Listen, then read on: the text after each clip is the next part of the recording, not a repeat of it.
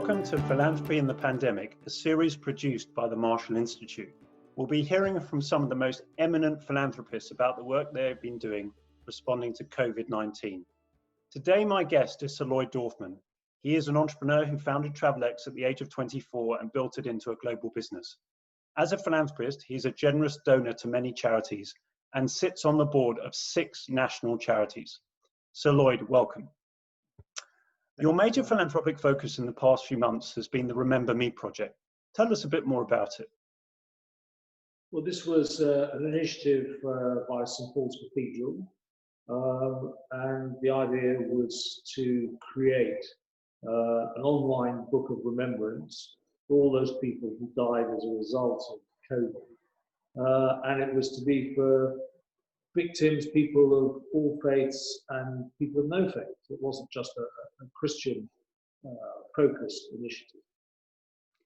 And how did it come about? Interesting. It was a conversation between the Bishop of London and Dean of St Paul's, and I didn't know, but apparently St Paul's has this sort of historic role to be the nation's remembrancer for great events and great tragedies. And this was going back to April when we were in the depths of this terrible tragedy, crisis, and people were dying without proper funerals. People were not getting a chance to say goodbye to their loved ones, and this was an initiative to somehow create some form of remembrance for all these increasing number of victims. And you saw it as an opportunity or a sense of mission to do something important. This was your contribution to the crisis that was taking place around us. Well, your question assumes there was a great sort of strategic sort of impetus behind it. In truth, I was on a Zoom call with the head of development at St Paul's Cathedral. I had no idea about the initiative. In the middle of our discussion about what we talked about at the time, she said, "And by the way, I've just been landed this project." And she said that Bishop of London, the Dean of St Paul's, she's been told to create this online book of remembrance, and she said, "But we've got no money, we've got no people, we've just furloughed everybody we can, and I'm not quite sure how to go about getting this done quickly, and I don't know quite what to do." This was the first I heard about it. So I said, "Look, this is an amazing project. You've absolutely got to do this. You've got to do this quickly. There's a huge need for this." And I said, "Look, don't worry about the money. I'll sort out the money. And do you want me to make some calls to try and make the whole thing happen?" And that's sort of, in a rather serendipitous way, that's sort of how it happened. And this project launched a few weeks ago. How's it gone? So I think we launched, we got the whole thing up and running, and I think from literally a blank piece of paper in 5 to 6 weeks, including the design of the website. We got the 2-minute video from the Prince of Wales. We got endorsements from faith leaders. Designing this website was a lot more complicated than you might think. And to get the whole thing up and running in 5 to 6 weeks was an amazing effort by all concerned. We launched on May the 22nd, I think it was. And I think we are currently over something like 5,500 entries. Very moving entries. We allow people to put messages, people to put photographs if they wanted to. And I think it's hit a real need. And this online project will have a sort of physical element in time. So tell us a bit more about that. Yeah. So look, for the time being, there's this sort of virtual book of remembrance, but absolutely the next stage is to create a physical remembrance, a physical memorial in the cathedral itself. They've actually identified there are plans to build a sort of inner portico porch around one of the great entrances. I think this was an entrance that was actually bombed during the Second World War. And this porch or portico, I think, will become known as the Remember Me porch or portico, and will be the sort of physical memorial, which will also contain some touch screens for people to go and look at people on the virtual book of memory, of remembrance, and we're just discussing how and what that might look like. So there will be a physical memorial, and we're just in the process of finishing up the design and fundraising. And you've had interest from other countries in the project, haven't you? Yeah, I mean, I think there have been some, anecdotally, some inbound. I think we got contacted by somebody in the States who wanted to do something. I think even around the UK, other organisations have sort of looked at what we've done. I'm not sure if anybody's ever done an online book of remembrance before. So the sort of design input and how the sort of look and feel and how it works was, I suspect, a bit of a first. And you are a well-known philanthropist. You are approached left, right and centre, morning, noon and night about all sorts of different projects for support. So what made you choose this one above all the others? Well, as I said already, I mean, it wasn't as if it was one of many and I chose it. I mean, I think I was, I suppose, the right person, the right place at the right time. It's sort of the project and me found each other. And I think, as we got into the depths of the whole COVID crisis and lockdown and everything else, I'm sure everybody was inundated from every different direction, from all sorts of charities, all of whom got facing severe difficulties.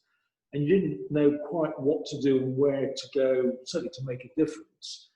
And you could have just sat there all day long pouring money in all sorts of different directions. And here was something that was very focused, relevant, constructive, where I felt we as a sort of family could make a real difference, and and hopefully to give some sort of solace and peace and importance to tens of thousands of families around the country who are obviously grieving in a perhaps rather unfulfilled way.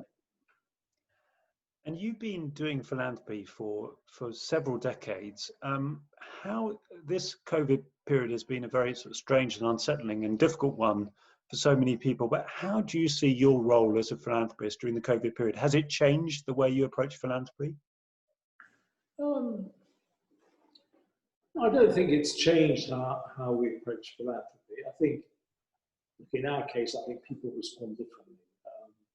I think in our case, as I say, we were inundated from existing charities that we knew as well as new ones. And I think, you quickly become aware that you just can't do everything. And you sort of want to try and do things that make a difference, as I've already said. And I think our conclusion was that we should probably focus on those charities with whom we have an existing relationship and to help them.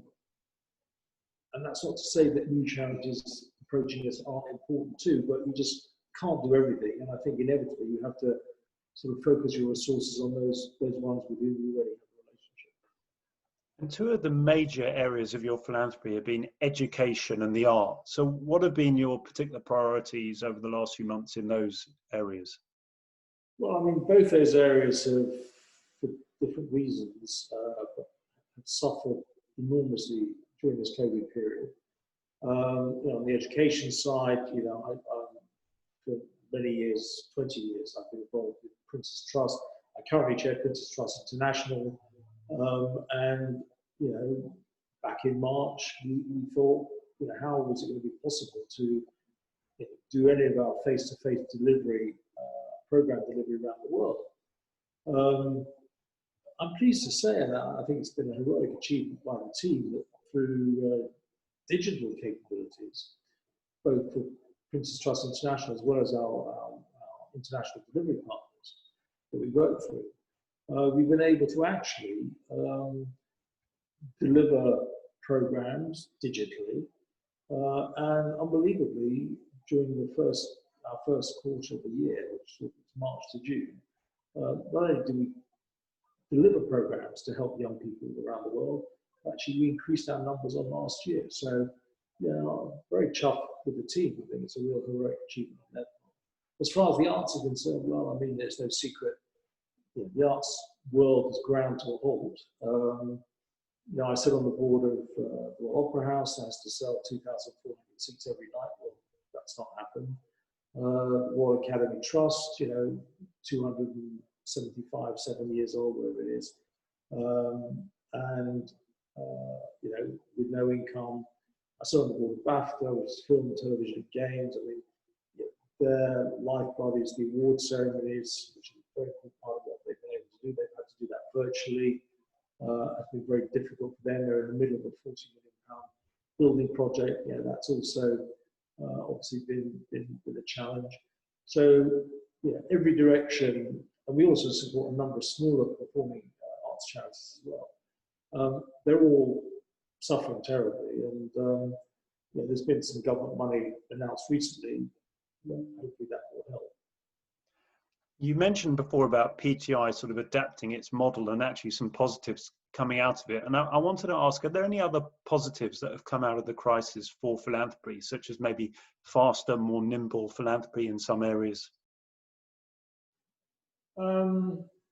Yes, I suppose, particularly for the healthcare charities. I mean, inevitably, because of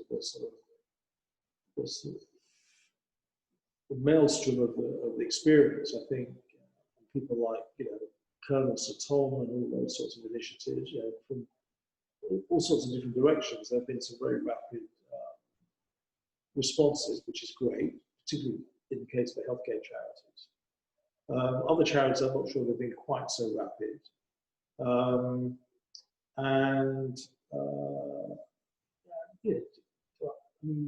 I think, as I said before, I think because you can't do everything, you have to be focused on the few that you want to support, which inevitably are the ones you have existing relationship. And just finally, are there any other sort of reflections you have about philanthropy over the last few months? For example, some people hope that it will encourage a new breed of people to step up and give their time and money to good causes. Look, I think we always hope that's the case.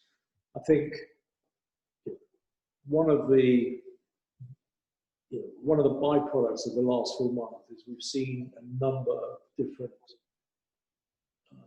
areas or sectors propelled forward in their expansion. So, for example, and I relate this back to some of our business interests.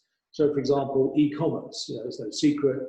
That whole e-commerce sector has propelled forward in the last 4 months, probably the equivalent of the growth it might have achieved over the next, I want to say, 2 years. We've seen a propelling of that. I have an interest in the flexible office space. We've seen a propelling of interest in the flexible office space. And I suppose, taking that point and how this has been such an extreme experience for so many charities in so many different sectors, but you sort of hope that the severity and the speed of the problem has sort of jolted people to respond accordingly.